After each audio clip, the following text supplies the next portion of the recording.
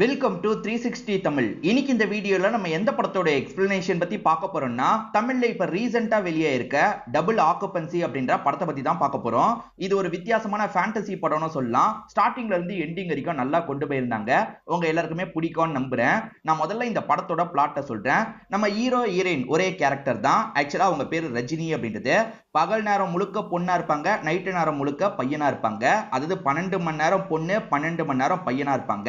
எதனால இந்த மாதிரி உங்களுக்கு ஒரு ப்ராப்ளம் வந்தது, ப்ராப்ளமா இல்லனா இது உங்களுக்கு கிடைச்ச வரமான்ற மாதிரி நிறைய கேள்வி இருக்கு பாத்தீங்களா?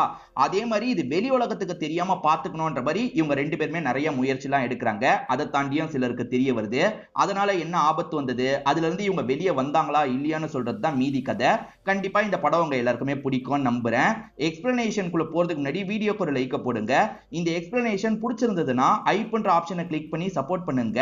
மேற்கொண்டு பேசி டைம் வேஸ்ட் பண்ணாம நம்ம நேரடியா படத்தோட ஃபுல் எக்ஸ்பிளனேஷனுக்குள்ள போயிடலாம். படத்தோட ஸ்டார்டிங் சீனே ஒரு லேடி பிரசவ வலியில துடிச்சிட்டு இருக்காங்க. ஒரு ஸ்டேஜ்ல உங்களுக்கு குழந்தை பிறந்துருது.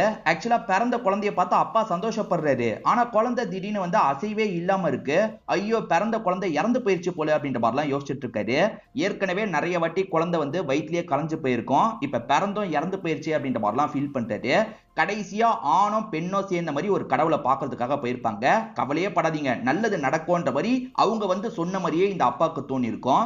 எனக்கு வாக்கு கொடுத்திய கடவுளே. அதுவும் இல்லாம அந்த கடவுள் என்ன சொல்லியிருப்பாங்கன்னா, ஆண் பெண் 2 குழந்தையும் உனக்கு கிடைக்கும்ன்ற மாதிரி சொல்லியிருப்பாங்க. சோ அதெல்லாம் இவருமே யோசிச்சு பாக்குறாரு.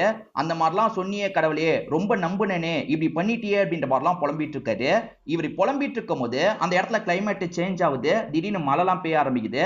அந்த மலை சாரல் இந்த குழந்தை மேல படுது பாத்தீங்களா? இந்த குழந்தை ஒரு ஸ்டேஜ்ல அசைய ஆரம்பிக்குது. இத பாக்குற இவருமே ரொம்ப சந்தோஷப்படுறாரு. அந்த கடவுளால் தான் இந்த பையன் திரும்பி முழிச்சிருக்கான் போல அப்படின்ற மாதிரிலாம் யோசிக்கிறாரு. இப்ப பையனா இருக்கான் பாத்தீங்களா? திடீர்னு பார்த்தா இவன் பொண்ணா மாறிடுறான். அதாவது விடிஞ்சதுக்கு அப்புறம் பொண்ணா மாறிடுறான். இத பாக்குறவங்களுக்கு ஒண்ணுமே புரியல. என்ன இப்படி ஆகுது அப்படின்ற மாதிரி யோசிக்கிறாங்க. இது வெளியே தெரியாம பாத்துக்கணும் அப்படின்ற மாதிரியும் நினைக்கிறாங்க. பிரைவேட் பார்ட் மாறுது பாத்தீங்களா? அது மூலியமா இவங்க கண்டுபிடிச்சிடுறாங்க. இது வெளியே தெரியாம பாத்துக்கணும்ன்ற மாதிரி யோசிக்கிறாங்க. இப்ப பசங்களுக்கு என்ன பேர் வைக்கலாம்னு போது இவரை பொறுத்த வரைக்கும் ரஜினி ஃபேனா இருப்பாரு. பையனுக்கும் இந்த பேர் பொருந்தும், பொண்ணுக்கும் இந்த பேர் பொருந்தும். ரஜினினே பேர் வச்சிடலான்ற மாதிரி ரஜினின்ற மாதிரி பேர் வச்சிருந்தாங்க. இவங்களுக்கே இந்த விஷயம் ஷாக்கிங்கா இருக்குல்ல. இப்ப பசங்களுக்குமே இந்த விஷயம் தெரிய ஆரம்பிச்சோன்னா பசங்களுக்கு கொஞ்சம் கடுப்பா இருக்கு. இப்படிதான் நீங்க இருக்க போறீங்க, அதுக்கேத்த மாதிரி அட்ஜஸ்ட் பண்ணி நடந்துக்கோங்க. உனக்கு 12 மணி நேரம் தான் கிடைக்கும், உனக்கும் 12 மணி நேரம் தான் கிடைக்கும்ன்ற மாதிரி பசங்களுக்கு புரிய வச்சிட்டு இருக்காங்க.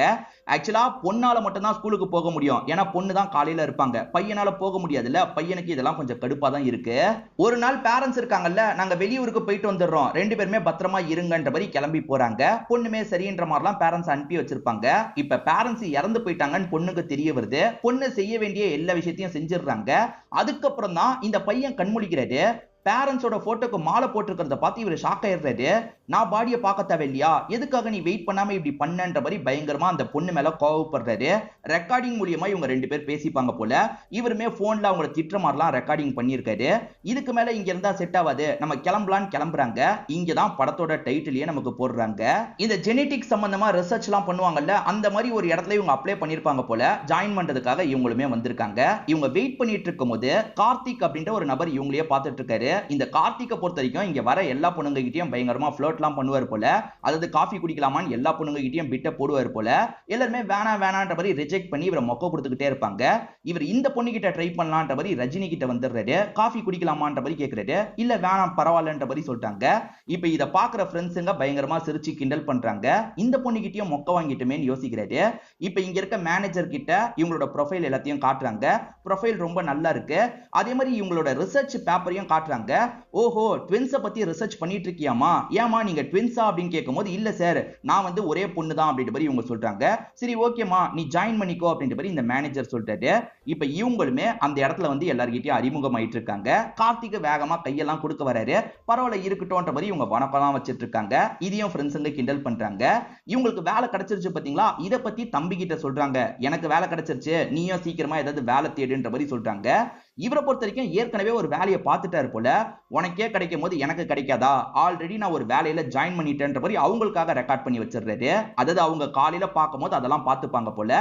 இவரை பொறுத்த வரைக்கும் பார்ல தான் வேலை கிடைச்சிருக்கு. நைட்டு மேக்சிமம் பார் வேலை தானே கிடைக்கும். அந்த இடத்துல ஊத்தி தர வேலையை இவர் பார்த்துட்டு இருக்காரு. ராஜு பைன்னு ஒருத்தர் அடிக்கடி குடிக்கிறதுக்காக வருவாரு. அவருமே இவர்கிட்ட பேசி பழகலாம் ஆரம்பிக்கிறாரு. நீ என்ன புது பையனா அப்படின்ற மாதிரிலாம் இவர்கிட்ட பேசிட்டு இருக்காரு. அப்போ ஒரு பொண்ணை பத்தி எல்லாருமே பேசிட்டு இருக்காங்க. அதாவது பிரியான்ற ஒரு பொண்ணை பத்தி பேசிட்டு இருக்காங்க. பேசும்போது அந்த பிரியாவும் ஃப்ரெண்ட்ஸ் கூட பார்ட்டி பண்றதுக்காக வராங்க. இவருக்கு அந்த பிரியாவை பார்த்தோன்னே ரொம்ப பிடிச்சிருது. யார் இவ, செம்மையா இருக்காளே அப்படின்ற மாதிரிலாம் ராஜு பாய் கிட்ட இவர் பேசிட்டு இருக்காரு. அந்த பிரியா ஃப்ரெண்ட்ஸ் கூட சேர்ந்து நிறைய போட்டோ எடுப்பாங்கல்ல, அந்த போட்டோ எல்லாத்துக்கு பின்னாடியும் இவர் எட்டி எட்டி பாக்குறது பதிவாயிருக்கு. இவன் என்ன இப்படி எட்டி எட்டி பார்த்துட்டு இருக்கான் அப்படின்ற மாதிரி பிரியாவும் யோசிக்கிறாங்க. இப்ப வேணும்ட்டே இவர்கிட்ட பேசுறதுக்காக வந்துடுறாங்க. என்ன எட்டி எட்டி பார்த்துக்கிட்டே இருக்கீங்கன்ற மாதிரி கேட்கறாங்க. அழகா இருந்தா அப்படிதானங்க பாப்போம் அப்படின்ற மாதிரி இவருமே சொல்றாரு. ஓஹோ, ஃபிளர்ட் பண்றியா அப்படின்ற மாதிரி அவங்களுமே கொஞ்ச நேரம் ஜாலியா பேசிட்டு இருக்காங்க. சரி, இன்னொரு நாள் பாப்போன்ற மாதிரி அந்த பிரியா கிளம்பி போயிடுறாங்க. ராஜு பைன்னு ஒருத்தர் பழக்கமானாரு பாத்தீங்களா, அவர் சரக்கு அடிச்சுட்டு மட்டையாயிடுறாரு போல. சரி, அவரை வீட்டுல விடலான்ற மாதிரி டாக்ஸி பிடிச்சி இவர் அனுப்பி விடலான்னு பார்த்தா, அவரை பொறுத்த வரைக்கும் உன் வீட்லயே இன்னைக்கு நான் படுத்துக்கிறேன்ற மாதிரி சொல்லிட்டாரு. இவருமே காலையில தங்கச்சி பார்த்துட்டா என்ன பண்றது அப்படின்ற மாதிரிலாம் யோசிக்கிறாரு. சரி பரவாயில்ல வாங்கன்ற மாதிரி படுக்க வச்சிடுறாரு. காலையில கண் முழிக்கும் போது இவர் தான் பொண்ணா மாறி இருப்பார்ல, அதை பாக்குற அவரு ஷாக் ஆயிடுறாரு. இங்க இருந்து அந்த ரஜினி எங்கம்மா அப்படின்ற மாதிரிலாம் கேக்குறாரு. இவங்களுமே ராஜு பாயை பார்த்து கோவப்படுறாங்க. நீங்க எதுக்காக இந்த இடத்துக்கு வந்தீங்க, முதல்ல இங்க இருந்து கிளம்புங்கன்ற மாதிரிலாம் சொல்லிட்டு இருக்காங்க. அவர் திரும்ப திரும்ப ரஜினி எங்கன்ற மாதிரிலாம் கேக்குறாரு. ரஜினிலாம் வெளியே கிளம்பி போயிருக்கான், நீங்க முதல்ல இங்க இருந்து கிளம்புங்க அப்படின்ற மாதிரிலாம் சொல்றாங்க. ரஜினிக்கு நீ என்ன வேணும்ன்ற மாதிரிலாம் கேக்குறாரு. அதெல்லாம் சொல்ல முடியாது, கிளம்புங்கன்ற மாதிரி இவங்களுமே அனுப்பி விடுறாங்க. இவங்க எப்பவுமே போல இவங்களோட வேலையை பார்க்கறதுக்காக வந்துடுறாங்க. இவங்களை பொறுத்த வரைக்கும் ஏதோ ஒரு ப்ராஜெக்ட் பண்றாங்க போல, அதை கொஞ்சம் சீக்கிரட்டா பண்றாங்க. அதாவது இவங்களுக்கு இருக்கிற ப்ராப்ளத்தை சால்வ் பண்றதுக்கு ப்ராஜெக்ட் பண்றாங்க போல. இப்ப கார்த்திக் வரும்போது சட்டுனி இவங்க மறைச்சிடுறாங்க. ஓஹோ, பர்சனலா அப்படின்ற மாதிரி அவருமே கேக்குறாரு. இப்ப அவர் இருக்கார்ல, ஒரே ஒரு காஃபி குடிக்க மட்டும் என் கூட வாயேன்ற மாதிரி ரொம்ப கெஞ்சி கேக்குறாரு. சரி ஓகே வரன்ற மாதிரி இவங்களும் ஏத்துக்கிறாங்க. ரெண்டு பேருமே சேர்ந்த மாதிரி காஃபி குடிச்சிட்டு இருக்காங்க. இவர் பண்ற எல்லாமே லைட்டா இவங்களுக்கு பிடிக்க ஆரம்பிச்சிருது. இவங்க கொஞ்சம் கொஞ்சமா கார்த்திகா லவ் பண்ண ஆரம்பிச்சிடுறாங்க. இப்ப ஈவினிங் இவங்களுமே டைரி எல்லாம் எழுதிட்டு இருக்காங்க. அப்பன்னு பார்த்து அந்த ராஜு பாய் இந்த இடத்துக்கு வந்துடுறாரு. அதாவது அந்த ரஜினியை கூட்டு போறதுக்காக தான் வந்தேன்ற மாதிரிலாம் சொல்லிட்டாரு. அவன்லாம் இல்ல, நீங்க கிளம்புங்க அப்படின்ற மாதிரி இவங்களுமே கதவை சாத்தி டாப்பால் போடுறாங்க. ஆனா டாப்பால சரியா போட்டிருக்க மாட்டாங்க, கதவு திறந்துருது. என்னதான் நடக்குது பாப்போமேன்ற மாதிரி அவர் உள்ள வந்துட்டு இருக்காரு. அப்பதான் மணி 6 ஆக போதா இருக்கும். இப்ப 6 ஆனோன்னு அவங்க திடீர்னு பையனா மாறிடுறாங்கல்ல, அதை பாக்குற இவரு பயங்கரமா ஷாக் ஆயிடுறாரு. இவர் பார்த்துட்டாருன்னு தெரிஞ்சோன்னா ஹீரோ பயங்கரமா ஷாக் ஆகுறாரு. அது என்னன்னா, இவர் பண்ற எதுவுமே சிஸ்டருக்கு ஞாபகம் இருக்காது, சிஸ்டர் பண்ற எதுவுமே இவருக்கு ஞாபகம் இருக்காது. இதெல்லாம் பாக்குற ராஜு பாய்க்கு ஏகப்பட்ட கேள்வி இருக்கு. அந்த கேள்வி எல்லாத்தையும் கேட்கிறாரு. இவருமே அதுக்கான பதில்லாம் சொல்றாரு. யார்கிட்டயும் இதை சொல்லாதீங்கன்ற மாதிரி ப்ராமிஸும் வாங்கிடுறாரு. அப்ப பிரியா இருக்காங்கல்ல, திரும்பி இவரை பாக்குறதுக்காக வந்துடுறாங்க. ஃப்ரெண்ட்ஸுங்க கூட வந்திருக்காங்க. அதே சமயம் இவரை பார்த்து பேசுறதுக்காக வந்துடுறாங்க. 2-3 ட்ரிங்க்ஸ் கலந்து தருவாங்கல்ல, அந்த மாதிரி ஒரு காக்டெயில் தான்ற மாதிரி கேட்கும்போது இவருமே சூப்பர் காம்பினேஷன்ல கலந்து தராரு. பரவாயில்ல நல்லா இருக்குன்ற மாதிரி இவங்க சொல்லிட்டாங்க. இப்ப எல்லாருமே டான்ஸ் பண்ணிட்டு இருக்கும்போது இவங்க ரெண்டு பேருமே சேர்ந்த மாதிரி டான்ஸ்லாம் பண்ண ஆரம்பிக்கிறாங்க. இவங்க ரெண்டு பேருக்குள்ள லைட்டா காதல் மலருது அப்படின்றத நமக்கு புரிய வைக்கிறாங்க. அதே சமயம் அந்த சைடு கார்த்திக் இருக்கார்ல, இந்த ரஜினியை கூட்டு வந்து பேசிட்டு இருக்காரு. நான் நிறைய பேர் கூட காஃபி குடிக்கணும்னு ஆசைப்பட்டிருக்கேன், ஆனா இதுக்கப்புறம் உன் கூட மட்டுமே குடிக்கணும்னு ஆசைப்படுறேன்ற மாதிரி இன்டைரக்டா ப்ரோபோஸ் பண்ணிடுறாரு. இவங்களுக்குமே பிடிச்சிருக்குல்ல, இவங்க லைட்டா வெக்கப்படுறாங்க. ஒரு சைடு தங்கச்சிக்கு லவ் செட் ஆகுது, இன்னொரு பக்கம் இவருக்கு லவ் செட் ஆகுது. இப்ப இவர் கூட சேர்ந்த மாதிரி பிரியாவும் டிராவல் பண்ண ஆரம்பிக்கிறாங்க. அவங்க கார்ல தான் டிராவல் பண்ணிட்டு இருக்காங்க. பிரியா இவங்களோட கஷ்டத்தெல்லாம் கொஞ்சம் ஷேர் பண்ணிட்டு வராங்க. இவங்களை பொறுத்த வரைக்கும் டிசைனிங் ஒர்க்லாம் பார்த்துட்டு இருக்காங்க போல. பேரண்ட்ஸ் ரெண்டு பேருக்கும் கருத்து வேறுபாடு வந்து பிரிஞ்சிருப்பாங்க. இப்ப அப்பா கிட்டயும் பேசுறது இல்ல, அம்மா கிட்டயும் பேசுறது இல்லன்ற மாதிரி புலம்பிட்டு இருக்காங்க. இப்ப இவரை பத்தி சொல்ல ஆரம்பிக்கிறாரு. அதாவது பேரண்ட்ஸ் சில வருஷத்துக்கு முன்னாடி தவறிட்டாங்கல்ல, அதனால நான் இந்த இடத்துல தனியா தான் இருக்கன்ற மாதிரிலாம் சொல்லிட்டு இருக்காரு. இதுக்கப்புறம் தனியா இருக்கிறதா நினைக்காத, நான் இருக்கன்ற மாதிரி இவங்க சொல்றாங்க. உங்களுக்குமே யாரும் இல்லைன்னு ஃபீல் பண்ணாதீங்க, நான் இருக்கன்ற மாதிரிலாம் இவர் சொல்றாரு. இப்படி ஜாலியா பேசிக்கிட்டே இவங்க ரெண்டு பேருமே வீட்டுக்கிட்ட வந்துடுறாங்க. அதாவது இந்த பிரியான்ற பொண்ணோட வீட்டுக்கிட்ட இவங்க வந்துடுறாங்க. இந்த பிரியாவை பொறுத்த வரைக்கும் வசதியான வீட்டு பொண்ணா இருப்பாங்க. என்ன சொல்றாங்கன்னா, இன்னைக்கு நைட் இங்கேயே ஸ்டே பண்ணுன்னு சொல்றாங்க. ஆனா ஏற்கனவே மணி 5:30 ஆயிருச்சு. இன்னும் அரை மணி நேரத்துல இவர் பொண்ணா மாறிடுவார்ல, அதுக்குள்ள வீட்டுக்கு போகணுன்ற மாதிரிலாம் யோசிச்சுட்டு இருக்காரு. இல்ல எனக்கு வேற ஒரு வேலை இருக்கு, நான் இன்னொரு நாள் ஸ்டே பண்றேன்ற மாதிரி சொல்றாரு. என்ன விட்டுட்டு போற, கூடியே இருப்பேன்னு சொன்னியன்ற மாதிரி கேட்கறாங்க. நீ என்னை பத்தி யோசிச்சாலே போதும், நான் அந்த இடத்துக்கு வந்துருவேன், எப்பவுமே உனக்கு சப்போர்ட்டிவா தான் இருப்பேன்ற மாதிரிலாம் பேசிட்டு போறாரு. நல்லா பேசி ஏமாத்துற அப்படின்ற மாதிரி இவங்களுமே சிரிச்சுக்கிட்டே இங்க இருந்து அனுப்பி வச்சிடுறாங்க. ஆக்சுவலா ரஜினியை பொறுத்த வரைக்கும் இவங்களுக்கும் பிரதருக்கும் இருக்கிற ப்ராப்ளத்தை பத்தி ஒரு ரிசர்ச் பண்ணிட்டு இருக்காங்கல்ல, அந்த ரிசர்ச் டேட்டாவை ஆட் பண்ணி மேனேஜர் செக் பண்ணி பாக்குறாரு. ஓஹோ, இந்த பொண்ணு பையனாவும் பொண்ணாவும் மாறுறா போலியே அப்படின்ற மாதிரி லைட்டா இவருக்கு சந்தேகம்லாம் வர ஆரம்பிக்குது. அதை செக் பண்ணணும்னு நினைக்கிறாரு. எப்பவுமே இவங்க 6 மணிக்குள்ள வீட்டுக்கு போயிடணும், அப்பதான் தம்பி மாறுறதுக்கு கரெக்டா இருக்கும். இப்ப மணி 5:45 ஆயிருது, இவங்களுக்கு வண்டியே கிடைக்காம கஷ்டப்பட்டுட்டு இருக்காங்க. அந்த வழியா வேணும்ட்டே மேனேஜர் வராரு. நான் டிராப் பண்ணிடுறேன்னு சொல்றாரு. இவங்க வேணாம்னு சொல்றாங்க. பரவாயில்ல வாமான்ற மாதிரி இவருமே வண்டியில ஏத்தி கூட்டு போயிட்டு இருக்காரு. இவர் ஸ்பீடா போக கூடாது, வேணும்ட்டே லேட் பண்ணோம் அப்படின்ற மாதிரிலாம் யோசிச்சுட்டு இருக்காரு. சரி இல்ல சார், எனக்கு ரொம்ப அர்ஜென்ட்டான வேலை இருக்கு, நான் இங்கேயே இறங்கிக்கிறேன் அப்படின்ற மாதிரி இவங்களுமே வழியிலேயே இறங்கிக்கிறாங்க. வேகமா இங்க இருந்து வீட்டுக்கு போக பாக்குறாங்க. இவர் என்ன பண்றாருன்னா ஆளுங்களுக்கு தகவலை கொடுக்குறாரு. அவ சீக்கிரமா வீட்டுக்கு போகணும்னு நினைக்கிறா, அப்படி போக கூடாது, ஏதாவது பண்ணுங்கன்ற மாதிரி சொல்றாரு. இவங்க வீட்டுக்கு போலான்னு நினைக்கும் போது வேணும்ட்டே அங்க வேலை பார்க்குற ஆளுங்க பிரச்சனை பண்றாங்க. எங்களை எதுக்காக இடிச்ச, உன்னை அப்படியே விட்டுருவோமா, விட மாட்டோம் அப்படின்ற மாதிரிலாம் தடுத்துட்டு இருக்காங்க. இவங்க எப்படியாவது வீட்டுக்கு போய் ஆகணும்ல, இவங்களை தள்ளி விட்டுட்டு வேகமா ஓட ஆரம்பிக்கிறாங்க. இவங்க வீட்டுக்குள்ள எல்லாம் போக முடியாதுன்றது தெரிஞ்சிருச்சு. ஒரு மறைவான பகுதிக்குள்ள போயிடுறாங்க. இந்த ஆளுங்களுமே அட்டாக் பண்ற மாதிரி துரத்திட்டு வராங்கல்ல, அப்ப திடீர்னு ஆளுங்கள்ல ஒருத்தன் பறந்து வந்து விழுறான். என்னன்னு பார்த்தா அவங்க வந்து ஹீரோவா மாறி இருக்காங்க. இப்ப வந்த ஹீரோ இருக்கார்ல, இங்க இருக்க எல்லார் கூடயும் பயங்கரமா சண்டைலாம் போட்டுட்டு இருக்காரு. எப்படி பொண்ணு வந்து பையனா மாறினா அப்படின்ற மாதிரி இவங்களுக்குள்ள ஒரே ஆச்சரியமா இருக்கு. ஒரு ஸ்டேஜ்ல இவர் எல்லாத்தையும் அடிச்சு போட்டுட்டு போயிடுறாரு. இது எல்லாத்தையும் மேனேஜர் இருக்கார்ல, லாங்ல இருந்து கவனிச்சு யாருக்கோ தகவலை கொடுக்குறாரு. அப்படியே கட் பண்ணி இவர் இப்ப வீட்டுக்கு வரத நமக்கு காட்டுறாங்க. அப்ப பிரியா இவரை பாக்குறதுக்காக இவரோட வீட்டுல வெயிட் பண்றாங்க போல. என்ன லேடிஸ் ட்ரெஸ்ல வந்திருக்கன்ற மாதிரி இவங்க கொஞ்சம் ஷாக் ஆகுறாங்க. இவருமே என்னென்னமோ சொல்லி இந்த இடத்துல சமாளிச்சிட்டு இருக்காரு. இப்ப வீட்டுக்கு வந்தவர் ட்ரெஸ்ஸை மாத்திட்டு இருக்காருல, அந்த சமயம் பிரியாவும் இங்க இருக்க திங்ஸ் எல்லாம் பாக்குறாங்க. ரஜினின்ற வேற ஒரு பொண்ணோட ப்ரொஃபைல்லாம் இருக்கு. என்ன பொண்ணோட ப்ரொஃபைல் இருக்குன்ற மாதிரி யோசிக்கிறாங்க. இதை தாண்டி பொண்ணோட ட்ரெஸ் எல்லாம் நிறைய இருக்கு. வேற ஒரு பொண்ணு கூடயும் பழகிட்டு இருக்க போலியன்னு கேட்கும் போது அப்படிலாம் கிடையாது, நீ தப்பா புரிஞ்சிட்டு இருக்கன்ற மாதிரிலாம் சொல்றாரு. ஆனா இவங்க ஏத்துக்க மாட்டாங்க. சரி இந்த பொண்ணு யாரு, அதையாவது சொல்லு அப்படின்ற மாதிரிலாம் கேக்குறாங்க. இவருக்கு என்ன சொல்றதுன்னு தெரிய மாட்டேங்குது. இவர் மழுப்புற மாதிரிலாம் பேசிட்டு இருக்காரு. இவர் மழுப்புறதுனால இந்த பிரியாக்கு சந்தேகம் வந்துருது. நம்மள இவன் சீட் பண்றான் போல அப்படின்ற மாதிரி யோசிக்கிறாங்க. கோச்சுக்கிட்டு இங்க இருந்து கிளம்ப ஆரம்பிக்கிறாங்க. அவங்க சரியான நேரத்துக்கு வீட்டுக்கு வராதது தானே இதுக்கு காரணம். அதனால பயங்கரமா அந்த சிஸ்டர் மேலதான் இவர் கோவப்பட்டு இருக்காரு. இப்ப சிஸ்டர் காலையில ரெடி ஆகும் போது நைட் அவர் ரெக்கார்ட் பண்ண விஷயத்தை கேக்குறாங்க.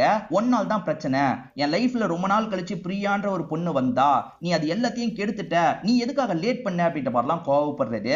இவங்க வேணும்ட்டே லேட் பண்ணிருக்க மாட்டாங்க, இவங்களுக்கு ஒரு பிரச்சனை நடந்திருக்கும், அதை புரிய வைக்கலான்ற மாதிரிலாம் யோசிக்கிறாங்க.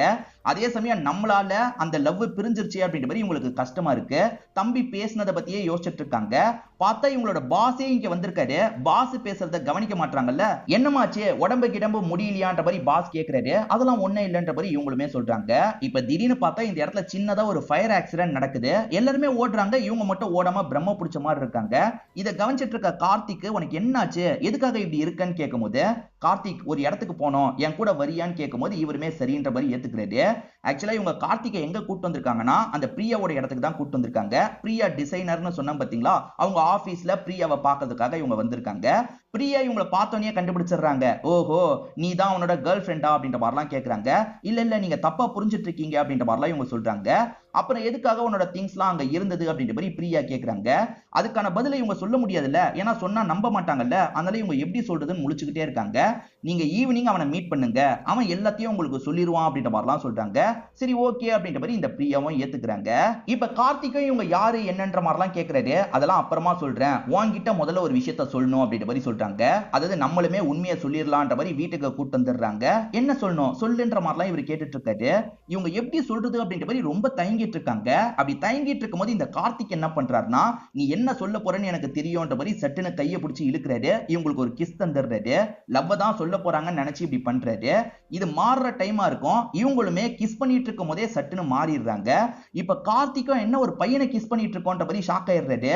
அதே மாதிரி ஹீரோ இருக்கார்ல, யாரா நீ அப்படின்ற மாதிரி கார்த்திக் கிட்ட கோவப்பட்டு இருக்காரு.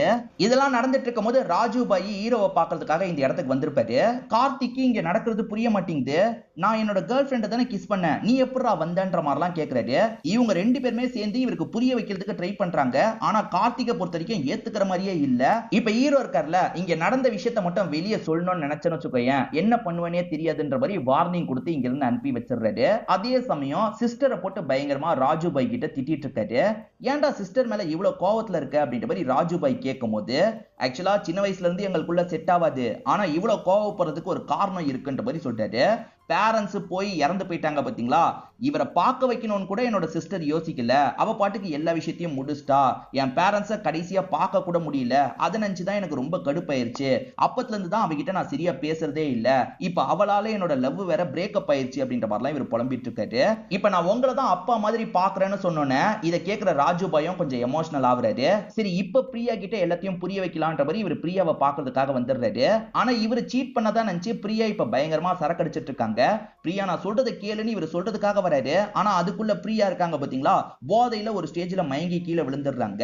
இவருமே ஹாஸ்பிட்டலுக்கு கொண்டு போலாம்னு நினைக்கிறாரு. பிரியாவோட ஃப்ரெண்ட்ஸ் இருக்காங்கல்ல, ஏற்கனவே ஒன்னால தான் இப்படி இருக்கா, இந்த இடத்துல இருக்காதரா, இங்க இருந்து போன்ற மாதிரி ஃப்ரெண்ட்ஸுங்களாம் இவரை துரத்தி விடுறாங்க. இவர் கிளம்பலாம்னு நினைக்கும் போது அதே ஹாஸ்பிட்டலுக்கு தான் இந்த கார்த்திகா வந்திருப்பாரு போல.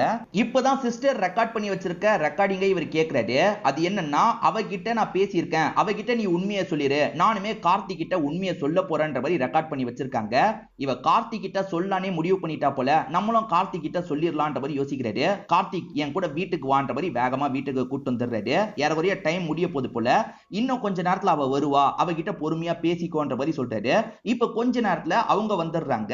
கார்த்திக் திரும்பி ஒரு வாட்டி பார்த்து பயங்கர ஷாக் ஆயிடுறாரு. என்ன நடக்குதுன்னு கேட்கும் போது இவங்களுமே எல்லாத்தையும் புரிய வச்சிடுறாங்க. சின்ன வயசுல இருந்தே அப்படிதான்ற மாதிரி புரிய வச்சிடுறாங்க. ஓஹோ, இந்த மாதிரிலாம் கூட நடக்குமான்ற மாதிரி இவருமே இந்த இடத்துல ஆச்சரியப்படுறாரு. சரி ஓகே, நான் உன்னை லவ் பண்றேன்னு ப்ரப்போஸ் பண்றாரு. இவங்களுமே ப்ரப்போஸ் பண்றாங்க. இப்ப ரெண்டு பேருமே கட்டி பிடிச்சு ரொமான்ஸ்லாம் பண்றாங்க. ரெண்டு பேருமே பிசிக்கல் ரிலேஷன்ஷிப்பும் வச்சுக்கிறாங்க. இப்பதான் இவங்களுக்கு லைஃப்ல பீரியட்ஸே வருது போல. எனக்கு இத்தனை வயசுல தான் பீரியட்ஸே வந்திருக்கு அப்படின்ற மாதிரிலாம் இவர்கிட்ட சொல்லிட்டு இருக்காங்க. எப்பவுமே 6 மணிக்கு இவங்க மாறிடுவாங்கல்ல, ஆனா 6 மணி ஆயும் மாறாம இருக்காங்க. இவங்களுக்கு ஒண்ணுமே புரியல. அதாவது இவங்களோட தம்பியை இவங்களே கத்திய வச்சு குத்துனா எப்படி இருக்குமோ அந்த மாதிரி ஒரு கிளிப்பிங்ஸ் நமக்கு காட்டுறாங்க. அதாவது தம்பி இறந்து போயிட்டான், இதுக்கப்புறம் நம்ம மட்டும்தான்ற மாதிரி இவங்க யோசிக்க ஆரம்பிக்கிறாங்க. இந்த இடத்துல தான் படத்தோட இன்டர்வல போடுறாங்க. இது வரைக்கும் நடக்காத விஷயம் இப்போ மட்டும் எப்படி நடந்தது அப்படின்ற மாதிரி இவங்களுமே கார்த்திக் கிட்ட எல்லா விஷயத்தையும் சொல்றாங்க. பீரியட்ஸ் வந்ததுனால ஒரு வேளை இப்படி நடந்திருக்குமா அப்படின்ற மாதிரி இவர் யோசிக்கிறாரு. இதை எப்படியாவது சரி பண்ணும் அப்படின்ற மாதிரிலாம் இவங்க கார்த்திக் கிட்ட சொல்றாங்க. நீ நைட்டை எக்ஸ்பீரியன்ஸ் பண்ணதே இல்லல்ல, இன்னைக்கு நீ எக்ஸ்பீரியன்ஸ் பண்ணுன்ற மாதிரி சொல்றாரு. இப்ப நைட்டு போக வேண்டிய நிறைய ஸ்பாட்டுக்கு இவங்களை கூட்டு வராரு. நைட்டை இதுக்கு முன்னாடி இவங்க பார்த்தது இல்லல்ல, இதெல்லாம் இவங்களுக்கு ஆச்சரியமா இருக்கு. இந்த டைம் அந்த பிரியா இருக்காங்கல்ல, ஹீரோவை கான்டாக்ட் பண்றதுக்கு ட்ரை பண்றாங்க. ஹீரோ போனியே எடுக்க மாட்டாரு. இப்ப ஹீரோ என்ன பண்றாருன்னா, அந்த தங்கச்சி குத்துன கத்தி எடுத்து திரும்பி தங்கச்சியே ஒரு குத்து குத்துறாரு. இப்ப திடீர்னு பார்த்தா இவர் வந்துடுறாரு. இவர் 3 நாள் வராம இருந்திருப்பாரு, இப்பதான் திரும்பி வந்திருக்காரு போல. அப்படி வந்தவரு நம்ம 3 நாள் வராம இருந்திருக்குமான்ற மாதிரி ரொம்ப ஆச்சரியப்படுறாரு. இப்ப எப்படியாவது பிரியாவை பார்க்கணும்ன்ற மாதிரி பிரியாவை பார்க்கறதுக்காக வந்துடுறாரு. பிரியா கிட்ட இவரோட பிரச்சனையெல்லாம் சொல்றாரு. நீ வேணா பாரு, நான் மாறுற டைம் வந்துருச்சு, இப்ப மாறுவேன்னு சொல்றாரு. ஆனா மாறவே மாட்டாரு. பிரியாவும் இவன் ஏமாத்துறான் அப்படின்ற மாதிரி திட்டிட்டு இங்க இருந்து கிளம்பிடுறாங்க. பிரியா போனதுக்கு அப்புறம் இவர் சட்டுன்னு அந்த தங்கச்சியா மாறிடுறாரு. நம்ம என்ன இந்த இடத்துக்கு வந்திருக்கோன்ற மாதிரி இவங்களுமே முழிச்சிட்டு இருக்காங்க. சீக்கிரமா இங்க இருந்து கிளம்பணும் அப்படின்ற மாதிரி இவங்களுமே கார்த்திக்கு கால் பண்ணி இந்த இடத்துக்கு வந்து என்ன கூட்டு போ அப்படின்ற மாதிரி மெசேஜ் பண்ணிடுறாங்க. ட்ரெஸ்ஸை கொஞ்சம் அட்ஜஸ்ட் பண்றதுக்காக ரூம்குள்ள வராங்க. அங்க இருக்க நபரு தப்பா இவங்க கிட்ட அப்ரோச் பண்றதுக்கு ட்ரை பண்ணிட்டு இருக்காரு. அப்படி அப்ரோச் பண்ணும்போது இவங்க ஷாக் ஆகுறாங்கல்ல, அப்படி ஷாக் ஆனதுல இவங்க ஹீரோவா மாறிடுறாங்க. இதே சமயம் கார்த்திக்கும் இந்த இடத்துக்கு வந்துடுறாரு. நாங்க எப்பவுமே 12 மணி நேரத்துக்கு ஒரு தடவை மாறுவோம், இப்ப சட்டுன்னு மாறுறோமே, என்னாச்சு அப்படின்ற மாதிரி கார்த்திக் கிட்ட கேட்கும் போது அவளுக்கு பீரியட்ஸ் வந்தது, அதனால தான் இது நடந்திருக்கு போல அப்படின்ற மாதிரி கார்த்திக் சொல்றாரு. இப்ப திரும்பி பார்த்தா இவர் அந்த பொண்ணா மாறிடுறாரு. இப்படி ரெண்டு பேரா மாறி மாறி வந்துகிட்டே இருக்காரு. ஏதாவது ஒரு எமோஷன் அதிகமாச்சுன்னா இவங்க மாறுறாங்க அப்படின்றது கார்த்திக்கு ஓரளவுக்கு தெரிய ஆரம்பிச்சிருது. இப்ப பிரியாக்கு புரிய வைக்கலாம் அப்படின்ற மாதிரி யோசிக்கும் போது இப்பயும் பிரியா நம்பாத மாதிரி தான் பேசிட்டு இருக்காங்க. ஆனா பிரியா கண் முன்னாடியே மாறி காமிச்சிட்டாங்கல்ல, அதுக்கப்புறம் தான் பிரியாக்கு நம்பிக்கையே வருது. இப்பயாவது நான் சொல்றதை நம்புறியா அப்படின்ற மாதிரி இவர் கேட்கிறாரு. நம்புறேன்ற மாதிரி இவங்க ஆச்சரியமா சொல்லிட்டு இருக்காங்க. நீ பொய் சொல்றியோன்ற மாதிரி நான் அவ்வளவு ஃபீல் பண்ணேன், இப்ப எனக்கு கொஞ்சம் பெட்டரா இருக்குன்ற மாதிரி சொல்றாங்க. அப்போ உனக்கு இது பிரச்சனையா தெரியலையான்ற மாதிரி இவர் கேட்கிறாரு. பிரச்சனை இருக்கதான் செய்யுது, பரவாயில்ல, எனக்கு நீ இப்படி கிடைச்சாலே போதும்ன்ற மாதிரி சொல்றாங்க. கார்த்திக் என்ன சொல்றாருன்னா, எமோஷன் கொஞ்சம் அதிகமானாலே இவங்க மாறிட்டு இருக்காங்க, இப்படி இருந்தா கிஸ் கூட பண்ணிக்க முடியாது, நம்ம ஒரு ரிலேஷன்ஷிப்ல இருக்கவே முடியாது, இது எல்லாத்தையும் நான் சரி பண்றேன், எனக்கு கொஞ்சம் டைம் மட்டும் தா, அது வரைக்கும் இவ பொண்ணாவே இருக்கட்டும்ன்ற மாதிரி சொல்றாரு. சரி ஓகே, டைம் எடுத்துக்கோ, ஆனா இதெல்லாம் முடிஞ்சோன்னே உடனே அவனை அனுப்பி வைக்கணும்ன்ற மாதிரி சொல்றாங்க. உடனே அவன் ஒன்ன பாக்குறதுக்கு தான் வருவான், கவலைப்படாத, பயப்படாத அப்படின்ற மாதிரி இந்த சிஸ்டரும் சொல்றாங்க. இப்போ இந்த ரஜினி இருக்காங்கல்ல, பையன் பொண்ணா மாறிக்கிட்டே இருக்காங்க. அதாவது எமோஷன் ட்ரிகர் ஆகும் போதெல்லாம் இவங்க மாறிக்கிட்டே இருக்காங்க. சீக்கிரம் சொல்யூஷன் கண்டுபிடிக்கணும்ன்ற மாதிரி கார்த்திக் அதுக்கான வேலையெல்லாம் பார்த்துட்டு இருக்காரு. ஏதோ ஒரு மருந்தை கண்டுபிடிக்கிறாரு போல, அதை எலிய வச்சு டெஸ்ட் பண்றாரு. ஒர்க் அவுட் ஆகுதான்ற மாதிரிலாம் பாக்குறாரு. கார்த்திக் சப்போர்ட்டிவா ரஜினியும் அங்கதானே இருக்காங்க. இப்ப ரஜினி பையன் பொண்ணா மாறிக்கிட்டே இருக்காங்க. ஒரு ஸ்டேஜ்ல இவருமே கஷ்டப்பட்டு அந்த மருந்தை கண்டுபிடிச்சிடுறாரு. நான் கண்டுபிடிச்சிட்டேன் அப்படின்ற மாதிரிலாம் இவங்க கிட்ட சந்தோஷமா சொல்லிட்டு இருக்காரு. இதை ஒர்க் அவுட் ஆகுதா இல்லையான்றதை எப்படி செக் பண்றது அப்படின்ற மாதிரிலாம் இவங்க ரெண்டு பேருமே யோசிச்சுட்டு இருக்காங்க. அப்பன்னு பார்த்து இந்த ரஜினின்ற பொண்ணை வந்து பாஸ் பார்க்கணும்ன்ற மாதிரி கூப்பிட்டுருப்பாரு. பாஸ் எதுக்காக கூப்பிடுறாருன்ற மாதிரி யோசிச்சுக்கிட்டே இவங்களுமே அந்த இடத்துக்கு வந்துடுறாங்க. ரஜினி, நீங்க பர்சனலா வந்து ஒரு விஷயத்த பண்றீங்கல்ல, அதாவது ட்வின்ஸ் சம்பந்தமா ஒரு ரிசர்ச் பண்றீங்கல்ல, அதை நம்ம பெரிய லெவல்ல பண்ணலான்ற மாதிரி சொல்றாரு. சாரி சார், அதை பெரிய லெவல்ல பண்ண நான் விரும்பல, நானே பாத்துக்கிறேன்ற மாதிரிலாம் சொல்றாங்க. சரி, அதெல்லாம் இருக்கட்டும் ரஜினி, நீங்க எப்ப பையனா மாறுவீங்க பொண்ணா மாறுவீங்கன்ற மாதிரி கேட்கிறாரு. சார் நீங்க என்ன சொல்றீங்க, எனக்கு புரியலன்ற மாதிரி இவங்க நைஸா தப்பிக்க பாக்குறாங்க. நீங்க மாறினது சிசிடிவில பதிவாயிருக்கு, இப்ப என்ன சொல்றீங்கன்ற மாதிரி பாஸ் கேக்குறாரு. ரொம்ப வருஷத்துக்கு முன்னாடியே நான் உங்களை பார்த்திருக்கேன்ற மாதிரி ஒரு பிளாஷ்பேக்கை இவர் ரிவீல் பண்றாரு. அது என்னன்னா, இவங்களோட பேரண்ட்ஸ் இருக்காங்கல்ல, குழந்தைக்கு உடம்பு முடியலன்ற மாதிரி இந்த டாக்டர் கிட்ட காட்டுறதுக்காக கூட்டு வந்திருப்பாங்க. இந்த டாக்டர் செக் பண்ணிட்டு இருக்கும் போதே அவங்க மாறுறத கவனிச்சிருப்பாரு. இது எப்படி பாசிபிள்னு ஷாக் ஆகி இவரோட அசிஸ்டன்ட் கிட்ட சொல்லியிருப்பாரு. இப்ப மேனேஜரா இருக்கவர் தான் அப்ப அசிஸ்டன்டா இருப்பாரு. அசிஸ்டன்ட் கிட்ட இவர் சொல்லி அசிஸ்டன்ட கூட்டு வரலாம்னு நினைக்கும் போது குழந்தைய தூக்கிட்டு பேரண்ட்ஸ் கிளம்பிடுறாங்க. ஐயோ, 6 மணிக்கு தெரியாதனமா வந்துட்டுமே, அந்த டாக்டர் வேற பார்த்துட்டாரு, சீக்கிரமா கிளம்பிடணும் அப்படின்ற மாதிரி பேரண்ட்ஸ் கிளம்பி இருப்பாங்க. ஏன்னா இந்த குழந்தைக்கு நடக்கிற விஷயம் யாருக்கும் தெரியக்கூடாதுன்ற மாதிரி பேரண்ட்ஸ் யோசிச்சிருப்பாங்க. அதனால தான் தூக்கிட்டு போயிருப்பாங்க. அப்போ உங்களை மிஸ் பண்ணிட்டேன், இப்போ இதுக்கப்புறம் உங்களை மிஸ் பண்ண மாட்டேன், இது மூலியமா நிறைய காசு பார்க்கலாம், எப்படி இது நடக்குதுன்றதை என்கிட்ட சொல்லுங்க, இதுக்கு ஒரு சொல்யூஷனை கண்டுபிடிக்கலாம் அப்படின்ற மாதிரிலாம் டீல் பேசிட்டு இருக்காரு. இவருக்கு ஃபைனான்ஸ் பண்ற எல்லாருமே வீடியோ கால்ல பார்த்துட்டு இருக்காங்க. இவர் மாறுங்க மாறுங்கன்னு சொல்றாரு. இவங்க எதுவுமே பண்ணாம கொஞ்சம் ஷாக் ஆகிட்டே இருக்காங்க. ஷாக் ஆனாதான் இவங்க மாறிடுவாங்கல்ல, இப்ப சட்டுன்னு ஆனா மாறிடுறாங்க. இப்படி ஆனா மாறின எல்லா விஷயத்தையும் இவரோட இன்வெஸ்டர்ஸ் எல்லாருமே பார்த்துட்டு இருக்காங்க. அவங்க இந்த டீல் ஓகேன்ற மாதிரி சொல்லிடுறாங்க. இப்ப இந்த பாஸ் இருக்காரு பாத்தீங்களா, இங்க வந்து ஹீரோ கிட்ட டீல பேச ஆரம்பிக்கிறது. இந்த மாதிரி நீ ஹெல்ப் பண்ணனு வச்சுக்கோயேன், நிறைய காசு பார்க்கலாம் அப்படின்ற மாதிரிலாம் டீல் பேசுற மாதிரி சொல்லிட்டு இருக்காரு. ஆனா தங்கச்சி மாறுறதுக்கு முன்னாடியே ஒரு மெசேஜ் இவருக்கு அனுப்பி வச்சிருப்பாங்க. இந்த டீல்லாம் வேணான்ற மாதிரி தான் மெசேஜ் பண்ணி வச்சிருப்பாங்க. இவருமே என்ன சொல்றாருன்னா, இந்த டீல்லாம் எனக்கு தேவையில்லை, இதை பத்தி நீ வெளியே வாயை திறக்க கூடாது, அதே மாதிரி அந்த சிசிடிவி ஃபுட்டேஜை டெலீட் பண்ணு அப்படின்ற மாதிரி இவரையும் இவரோட மேனேஜரையும் போட்டு அடிக்கிறாரு. சோ இவன் அடிச்சே நம்மள ஏதாவது பண்ணிடுவான், அதனால டெலீட் பண்ணிடலான்ற மாதிரி இந்த மேனேஜர் இருக்காரு பாத்தீங்களா, சாரி இந்த பாஸ் இருக்காரு பாத்தீங்களா, அந்த வீடியோவை இவர் கண் முன்னாடியே டெலீட் பண்ணிடுறாரு. என்னதான் இருந்தாலும் உன்னை நம்ப முடியாது, அதனால இந்த லேப்டாப்பையே நான் உடைச்சிடுறேன் அப்படின்ற மாதிரி ஹீரோவும் லேப்டாப்பை உடைச்சிடுறாரு. இப்ப இவருமே கேர்ள் ஃபிரெண்ட பார்க்கலான்ற மாதிரி பிரியாவை பார்க்கறதுக்காக வந்துடுறாரு. பிரியா செடியூஸ் பண்ற மாதிரி வந்துட்டு இருக்காங்க. பிரியா இப்படி செடியூஸ் பண்ணனா நான் மாறிடுவேன், வேணான்ற மாதிரிலாம் சொல்றாரு. அதுக்கு பிரியா என்ன சொல்றாங்கன்னா, கார்த்திக்கு சொல்யூஷனை கண்டுபிடிச்சிட்டான்ற மாதிரி சில டேப்லெட்டை காட்டுறாங்க. இந்த டேப்லெட்டை எடுத்துக்கிட்டோம்னா 3 மணி நேரத்துக்கு அவங்க மாற மாட்டாங்க அப்படின்ற மாதிரி கார்த்திக் சொல்லியிருப்பாரு. நீ வேணா அவனை வச்சு ட்ரை பண்ணு, ஆனா 1 டைம் முடிஞ்சோன்னு என்கிட்ட அனுப்பி வச்சிடணும்னு சொல்றாரு. சரி ஓகேன்ற மாதிரி இவங்களுமே ஏத்திருப்பாங்க. இந்த டேப்லெட்டை போடு, எதுவுமே நடக்காதுன்ற மாதிரி சொல்றாங்க. சரி ஓகேன்ற மாதிரி இவருமே டேப்லெட்டை போடுறாரு. அதுக்கப்புறம் 2 பேருமே ரொமான்ஸ்லாம் பண்றாங்க. இவர் மாற மாட்டாரு. சோ இந்த டேப்லெட்டை வச்சு இவங்க 2 பேருமே நிறைய இடத்தை சுத்தி பார்க்கறாங்க, ஜாலியா டைமை ஸ்பெண்ட் பண்றாங்க. அப்பதான் ஒரு ஷாக்கிங்கான தகவல் தெரிய வருது. பிரியா கிட்ட வேலை பார்க்குற ஒரு பொண்ணோட பேரண்ட்ஸ் இருக்காங்க பாத்தீங்களா, ஆக்சிடென்ட்ல இறந்து போயிருப்பாங்க. கவர்மெண்ட்டை சேர்ந்தவங்க சீக்கிரமா நீங்க செய்ய வேண்டியதெல்லாம் செய்யுங்கன்ற மாதிரி அந்த பொண்ணு கிட்ட சொல்லிட்டு இருக்காங்க. இவர் பார்க்கிறதுக்கு கொஞ்சம் தயங்குறாரு. ஏன்னா இவரோட பேரண்ட்ஸும் அப்படித்தானே இறந்து போனாங்க. அதெல்லாம் இவரோட மைண்டுக்குள்ள ஓடிட்டு இருக்கு. இவர் கொஞ்சம் டிஸ்டர்ப்டா நான் இங்கே இருக்கேன்னு சொல்றாரு. சரி ஓகேன்ற மாதிரி பிரியா அந்த பொண்ணுக்கு பக்கத்துல போறாங்க. அந்த பொண்ணுக்கு சப்போர்ட்டிவா அந்த இடத்துல பேசிட்டு இருக்காங்க. ஆக்சுவலா இந்த மாதிரி ஒரு விஷயம் நடந்தா கவர்மெண்ட் அபிஷியல் இருக்காங்கல்ல, முடிஞ்ச அளவுக்கு சீக்கிரமா பாடியை எரிக்க வச்சிருவாங்க போல. அதுதான் ஃபார்மாலிட்டின்றது இவருக்கு தெரிய வருது. இவரை பொறுத்த வரைக்கும் இவ்வளவு நாள் சிஸ்டர் மேல கோவப்பட்டிருப்பாரு. நான் வர வரைக்கும் எதுக்காக பாடியை வைக்கலன்ற மாதிரிலாம் கோவப்பட்டாரு பாத்தீங்களா. ஆனா இந்த மாதிரி ஒரு சம்பவம் நடந்தா கவர்மெண்ட் அபிஷியலே சீக்கிரமா பாடியை வந்து நீங்க எரிச்சிருங்கன்ற மாதிரி சொல்லியிருப்பாங்க போல. தம்பி பார்க்கணுமேன்ற மாதிரி சிஸ்டரும் ஃபீல் பண்ணிருப்பாங்க. ஆனா வேற வழி இல்லாம தான் அவங்க கொளுத்தி விட்டுருப்பாங்க. இது எல்லாமே இவருக்கு புரிய ஆரம்பிக்குது. இவருமே நம்ம சிஸ்டர் மேல பெருசா தப்பு இல்லைன்றதை புரிஞ்சுக்கிறாரு. இது எல்லாத்தையும் பிரியா கிட்ட ஃபீலிங்கா சொல்லிட்டு இருக்காரு. பிரியா என்ன சொல்றாங்கன்னா, இப்போ உன் டைம் முடிஞ்சிருச்சு, நீ கார்த்திக் கிட்ட போ அப்படின்ற மாதிரிலாம் சொல்லி இங்க இருந்து அனுப்பி வைக்கிறாங்க. இப்ப பொண்ணு ரஜினி இருக்காங்கல்ல, பாய் ஃப்ரெண்டு கார்த்திக் கிட்ட பேசிட்டு இருக்காங்க. எப்பவுமே என்னோட தம்பி நினைக்கிறது எனக்கு புரியாது, ஆனா என் தம்பி இப்ப என்ன மன்னிச்சிட்டான்றது எனக்கே புரியுது, அதாவது ஆர்ட் மூலியமா நாங்க கம்யூனிகேட் பண்ணிக்கிறோம் போல அப்படின்ற மாதிரிலாம் இவங்க கார்த்திக் கிட்ட சொல்லிட்டு இருக்காங்க. இன்னைக்கு இவங்களோட பிறந்த நாளா இருக்கும். கார்த்திக் என்ன பண்றாருன்னா நடு கடலுக்கு கூட்டு வந்துடுறாரு. இவங்களுக்கான பர்த்டே செலிப்ரேஷன்லாம் பண்றாரு. இவங்களுமே பயங்கரமா சந்தோஷப்படுறாங்க. மேற்கொண்டு இவங்க ஜாலியா ரொமான்ஸ் பண்ணிக்கிட்டே கார்ல வந்துட்டு இருக்காங்க. அப்பன்னு பார்த்து ஒரு குரூப் இவங்க காரை வேணும்ட்டே ஆக்சிடென்ட் பண்ணுது.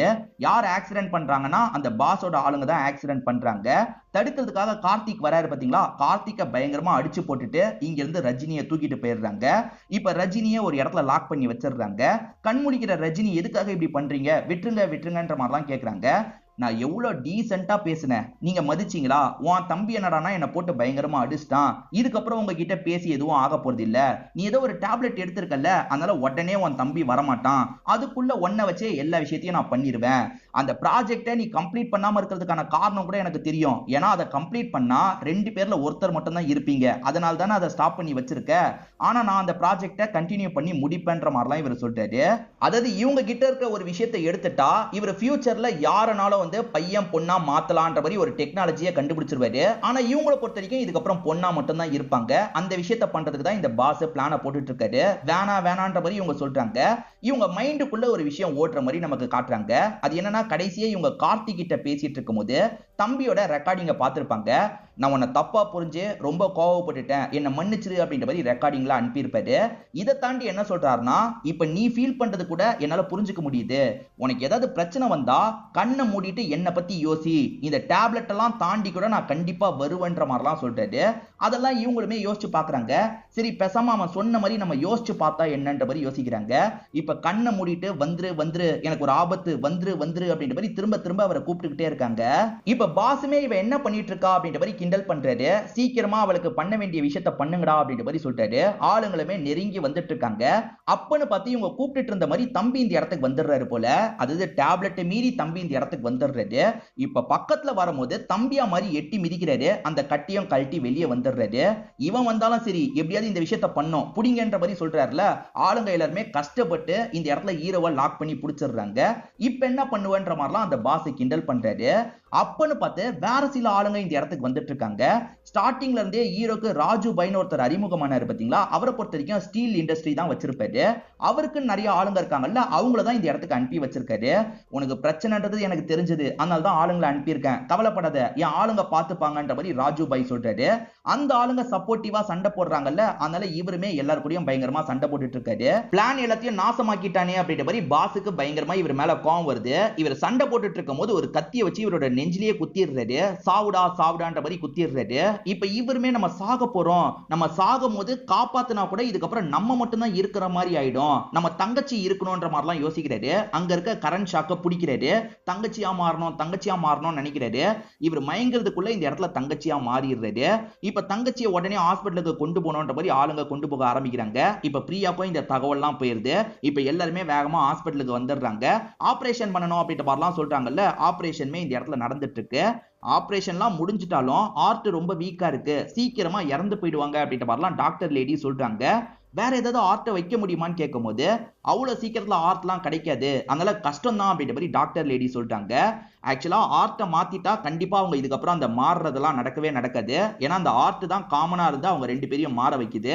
இதுக்கப்புறம் மாறவே இல்லைனாலும் பரவாயில்லன்ற மாதிரி பிரியா இருக்காங்கல்ல, பேசாத அப்பா கிட்ட பேசுறாங்க. எப்படியாவது ஆர்ட் அரேஞ்ச் பண்ணுங்கன்ற மாதிரி கேட்கறாங்க. அவருமே பொண்ணுக்காக இறங்கி வந்து அரேஞ்ச் பண்ணிடுறாரு. இப்ப டாக்டர் லேடி இருக்காங்க பாத்தீங்களா, அந்த ஆபரேஷன் எல்லாம் பண்றாங்க. இப்ப ஆபரேஷன் பண்ணவங்க அந்த ஆர்ட்டை எடுத்துட்டு இந்த ஆர்ட்டை வச்சிடுறாங்க. சோ ஆர்ட் ஆபரேஷன்லாம் முடிஞ்சதுக்கு அப்புறம் அவங்க மாறுவாங்களா மாட்டாங்களான்ற மாதிரி இவங்க 2 பேருக்குமே ஒரு டவுட் இருக்க தான் செய்யுது. சரி என்ன நடந்தாலும் பாத்துக்கலாம் அப்படின்ற மாதிரி இவங்க 2 பேருமே யோசிச்சுட்டு இருக்காங்க. அப்படியே நாட்கள் ஓடிட்டு இருக்கு. ஏறக்குறைய 3 வாரம் அவங்க மாறாம தான் இருக்காங்க. அதே மாதிரி அந்த தங்கச்சி மட்டும் தான் வராங்க. இப்ப தங்கச்சி முழிச்சு என்னாச்சு ஏதாச்சுன்னு கேட்கும்போது இவங்க நடந்த விஷயத்தெல்லாம் சொல்றாங்க. 3 வாரம் ஆச்சு, நீ மட்டும் தான் வந்திருக்கன்ற மாதிரிலாம் சொல்றாங்க. இதுக்கப்புறம் அவர் வரமாட்டாருன்றது பிரியாக்கும் தெரியுது, அந்த ராஜு பைக்கும் தெரியுது. அவங்க பயங்கரமா ஃபீல் பண்றாங்க. அப்ப இதுக்கப்புறம் நம்ம பிரதர் வரமாட்டானா அப்படின்ற மாதிரி இந்த ரஜினியும் ஃபீல் பண்ணிட்டு இருக்காங்க.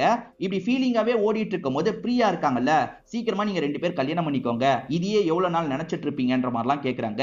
சோ அவங்க 2 பேர் கல்யாணம் பண்றதுக்கான ஏற்பாடு எல்லாமே நடந்துட்டு இருக்கு.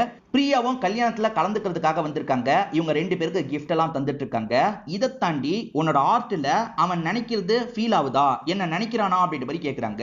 பிரியா, இப்ப எங்க 2 பேருக்கு காமனான ஆர்ட் கிடையாது, ஆர்ட்டை தான் மாத்தியாச்சு அப்படின்ற மாதிரி இவங்க சொல்றாங்க. ஆமால, நான் மறந்தே போயிட்டேன்ற மாதிரி பிரியா சொல்றாங்க. பிரியாவால அவரை சுத்தமா மறக்க முடியல, அவரை பத்தியே யோசிச்சுட்டு இருக்காங்க. இப்ப திடீர்னு பார்த்தா கூட்டத்துல அவரும் நின்னுட்டு இருக்க மாதிரி பிரியாக்கு தெரியுது. பிரியா பார்த்து சந்தோஷப்பட்டு இருக்கும் போது சட்டுன்னு அந்த இடத்துல அவர் காணாம போயிடுறாரு. இவங்களா அப்படி இருக்க மாதிரி யோசிச்சு பார்த்திருப்பாங்க. அவர் இல்லாம நம்ம எப்படி இருக்க போறோம்ன்ற மாதிரிலாம் பிரியா ஃபீல் பண்றாங்க. அவர் ஒரு விஷயத்த சொல்லியிருப்பாரு, அது என்னன்னா, நீ எப்ப நினைச்சாலும் சரி உன் முன்னாடி நான் வந்து நிப்பேன்ற மாதிரிலாம் சொல்லியிருப்பாரு. என்கிட்ட அந்த மாதிரிலாம் சொன்னியே, இப்ப எதுக்காக என் முன்னாடி வரமாட்டே அப்படின்ற மாதிரி பிரியாவும் இந்த இடத்துல ஃபீல் பண்றாங்க. திரும்ப திரும்ப அவரை பத்தி யோசிச்சு பார்த்துட்டு இருக்காங்க. அவர் தான் வரமாட்டார்ல, அந்த ரியாலிட்டியை இவங்களுமே புரிஞ்சுக்க ஆரம்பிக்கிறாங்க. சோகமா இங்க இருந்து கிளம்புறாங்க. கார்த்திக்கும் ரஜினிக்கும் கல்யாணம் ஆச்சு பாத்தீங்களா, இப்ப குழந்தையும் பிறந்துருது. இவங்களுக்கு கமலின்ற ஒரு பெண் குழந்தை தான் பிறந்திருக்கும். அதுக்கான ஃபங்க்ஷன்லாம் நடக்கும்போது எல்லாருமே குழந்தைய பார்க்கிறதுக்காக வராங்க. கமலி கமலி அப்படின்ற மாதிரி பேரெல்லாம் வச்சிடுறாங்க. இப்ப பேரெல்லாம் வச்சதுக்கு அப்புறம் இந்த இடத்துல ஒரு அதிசயம் நடக்குது. அது என்னன்னா, திடீர்னு பார்த்தா அந்த பெண் குழந்தை இருக்கு பாத்தீங்களா, ஆண் குழந்தையா மாறிடுது. என்ன குழந்தை திடீர்னு ஆணா மாறிடுச்சுன்னு ஷாக் ஆகுறாங்க. நமக்கு நடந்த மாதிரியே நம்ம குழந்தைக்கும் நடக்குது போல அப்படின்ற மாதிரி ரஜினி யோசிக்கிறாங்க. கமலின்னு பேர் வச்சாங்கல்ல, இப்ப ஐன்ற வார்த்தை கீழே விழுந்துருது, கமல் அப்படின்ற மாதிரி இருக்கு. சோ இதுக்கப்புறம் கமலி கமல்னு பேர் வச்சிடலான்ற மாதிரி இவங்க யோசிக்கிறாங்க. இதோடயே இந்த படத்தோட கதையை முடிக்கிறாங்க. கண்டிப்பா இந்த படத்தோட கதையும் என்னோட எக்ஸ்பிளனேஷனும் உங்களுக்கு பிடிச்சிருக்கும்னு நம்புறேன். இந்த வீடியோ உங்களுக்கு பிடிச்சிருந்ததுன்னா லைக் பண்ணுங்க, கமெண்ட் பண்ணுங்க, மறக்காம 360 தமிழ் சேனலை சப்ஸ்கிரைப் பண்ணுங்க. தொடர்ச்சியா இந்த மாதிரி வீடியோக்கள் வந்துகிட்டே தான் இருக்கும்.